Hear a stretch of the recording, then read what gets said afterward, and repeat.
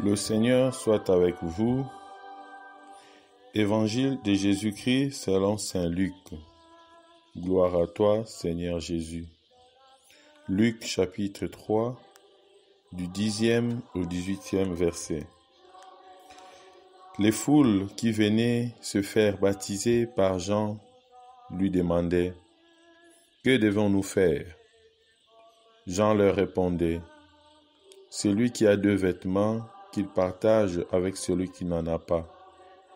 Et celui qui a de quoi manger, qu'il fasse de même. » Des publicains collecteurs d'impôts vinrent aussi se faire baptiser et lui dire « Maître, que devons-nous faire ?»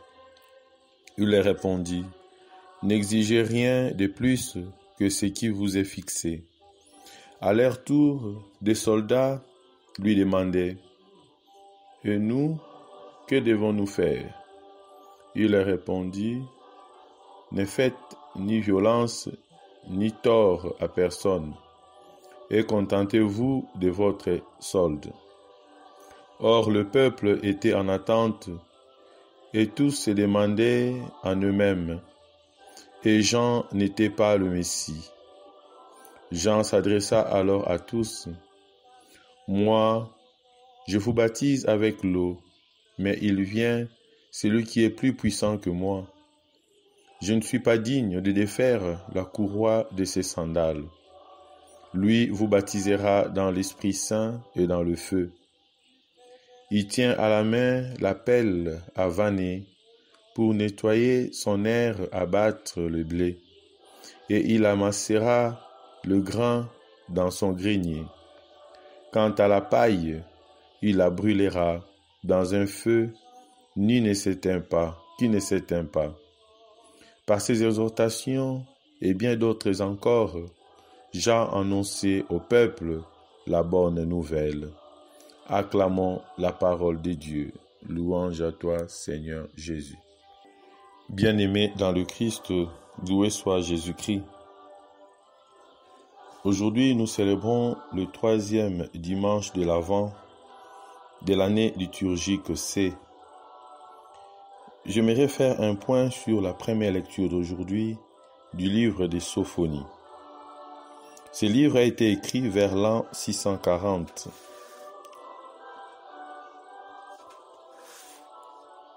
Le livre des Sophonies est d'abord un livre de colère. Dieu va châtier un peuple orgueilleux qui s'est laissé gangréner par le mal. Pourtant, au-delà de la destruction, le Seigneur apportera la vie. Un jour, Israël, enfin converti, vivra en plénitude. Ce livre montre la joie que nous vivons tous après notre conversion. C'est pourquoi le dimanche d'aujourd'hui est appelé le dimanche de la joie. Et ce livre de Sophonie, aujourd'hui, commence par une phrase vraiment importante. « Pousse des cris de joie, fille de Sion. Éclate en ovation, Israël.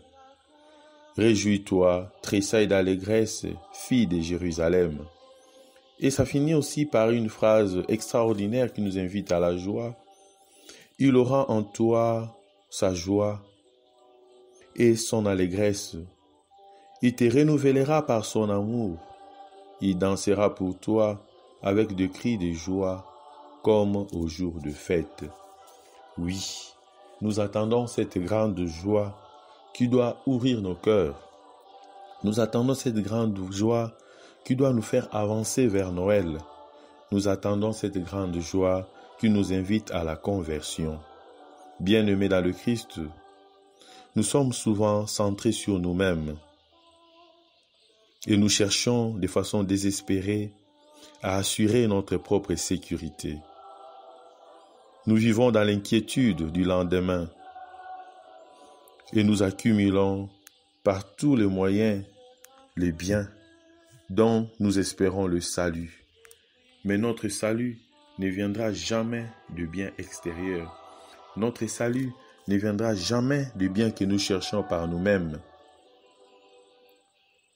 Nous pouvons nous stresser, nous pouvons nous mettre sous pression.